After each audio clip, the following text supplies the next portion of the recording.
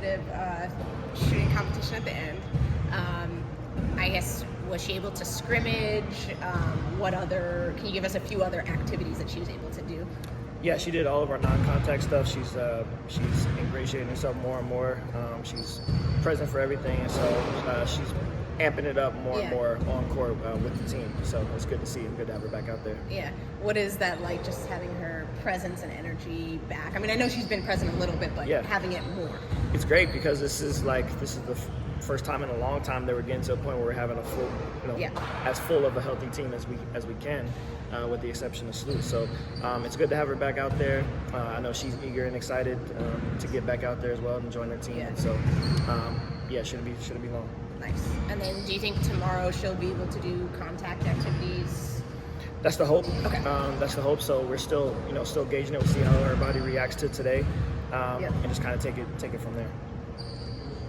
Just energy was like constant from what we observed out here, and I saw you guys heard you guys pumping in noise. Just, are you guys working on situational things with that, or just kind of what's that kind of premise behind that? Yeah, I think the energy was good from the start today. I think they were locked in, understanding how disappointed we were from what we showed in that second half against Golden State. So energy was good today, and then we want to simulate some other type of atmosphere, type of stuff within practice, and just so that we can continue to get used to that and playing under that type of pressure. And we're going to go on the road after Seattle for a couple, and so we just gotta try to simulate different atmospheric type stuff. And so, but I thought overall the energy was great. The competitiveness was there today, and the focus was there. So. Any specifics that you guys were emphasizing? Because I know obviously in the last game, the three-point line was something you kind of mentioned from the last game. Were there just any specific things you guys are kind of ironing out today? Yeah, today was a lot of defense, and it was a lot of emphasis on finishing possessions. And so, that doesn't always mean from a second chance opportunity type stuff. It means that our multiple efforts within a possession has to continue to improve. And so that was the focus from a defensive standpoint today. And then offensively, again, we saw what our pace and our movement looked like in those first two quarters the other day, and we want that to be a constant. And so understanding different points throughout a game and how to handle physicality and how to not let physicality take us out of that. That was the offensive focus for today, but today was more of a defensive-sided mindset today, and I thought that they adapted really well. Big picture question. Are you guys shooting as many three-pointers as you expected that you would? At times, yes. I think we would like that number to be a little bit higher. I think the way that we generated threes is different than other teams in the league. It's our bigs that lead to more kick-out threes than our guards, because Rachel doesn't really pass too much. No, it's our. But we generate our. We generate our paint touches through our bigs, and usually the paint touches is what collapses defense and opens up outside shots. And so our bigs are great facilitators, and they've been the ones that have been able to generate those threes. And so it's just how we've generated them has looked differently. And then when some teams clog the paint, it makes it a little bit harder for us to get those easy rhythm threes. But to answer it very straightforward, no, we want to get more up. And to get more up, how do you do that? The ball has to move. The ball has to move, and our bodies have to move. It's hard to get threes when you're stagnant. Yeah. And so the movement creates opportunities to get into the paint, which getting into the paint creates more opportunities for threes.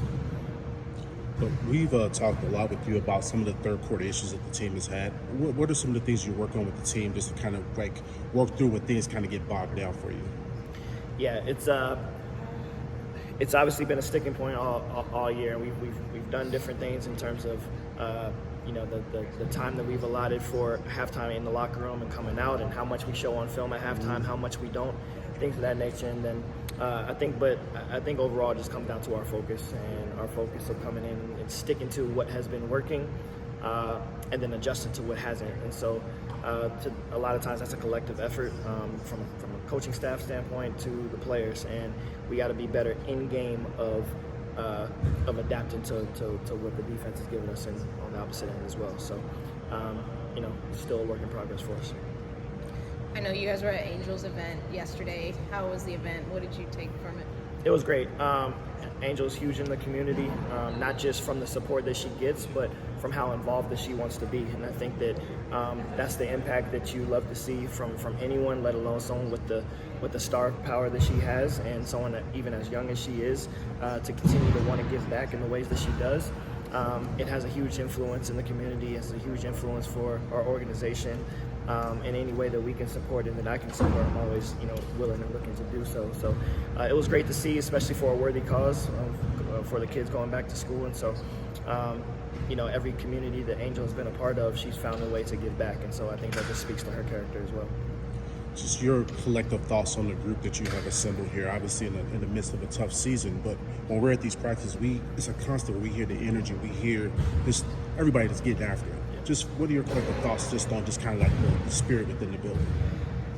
I think that is part of the foundation that it takes to create what you want to create moving forward, or what we want to create moving forward. I think that as difficult as the wins and losses have been, as important as they are, you still want to have a good vibe around here. You still want to have the spirits lifted in terms of being around the facility, being around each other. And I think that this season could be a lot worse, even with the record being what it is, if our players didn't like coming and being at work every day, or if our staff didn't as well. And so it's part of the foundation. Again, it looks different than what other teams are going through right now in their first years, and so that just is what it is. But that's not to say that that's always going to be the case. And so if we can have that kind of groundwork laid for us in terms of who we want to be here, then the basketball stuff will come into fold.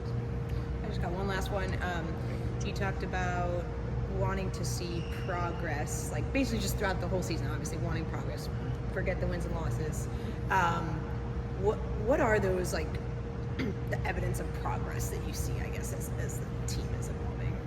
Yeah, I think that I think one is the ability to adapt, and again, when Angel comes back into the fold, it'll be another point of adaptation for us in terms of being able to figure out how we moving forward. But I think that our team has handled the ups and downs as well as you could have. When you're on the outside, you don't necessarily always have a full picture of what is going on inside, and so for us to be able to manage that and to kind of continue to be able to stay together, like you mentioned, I think that's the starting point. I think when you get into specific basketball goals, I think that looks different as you go through the season. And so, like how you mentioned with 3-point attempts, we want the attempts to be higher, but we want our paint touches to be more. We want to be able to be more balanced in terms of how we utilize our interior presence and how we create shots from the outside. And so there's different goals from that standpoint, but I think first and foremost, like, we want to get to a point where with 11 games left in the season, like, we don't want it to be a game where people are just looking to play Chicago. Like, we want to know that it's going to be a fight each night. And I think that sets the tone for everything else to come. And then my last one for you, obviously, Angels kind of like ramping back up, kind of getting back closer to playing. And I saw you guys kind of having like a conversation there. Just how's her mindset? I mean, this is like a tough stretch for her, missing all these games. She's a competitor. We know she's a dog. Just what is like some of the things you picked up just on her mindset?